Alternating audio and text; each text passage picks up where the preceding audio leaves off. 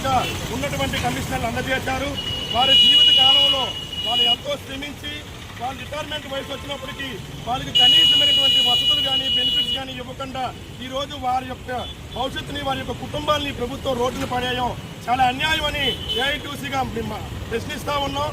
అదే సందర్భంలో ఎవరైతే మున్సిపల్ కార్మికులు రిటైర్మెంట్ అయ్యారో వారి యొక్క పిల్లలకి ఉద్యోగ ఉపాధి అవకాశాలు కల్పించాలి. 2 లక్షల రూపాయలు గ్రాడ్యుటీ ప్రకటించాలి.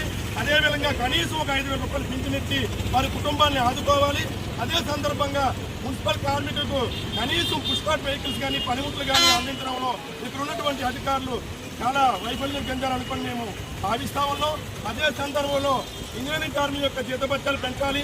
పర్మనెంట్ ఉద్యోగుల యొక్క ఇంక్రిమెంట్లు, సరెండర్ లీవ్లు, వాళ్ళకి ఇవ్వాల్సినటువంటి టీఏలు బకాయిలన్నీ చెల్లించాలి.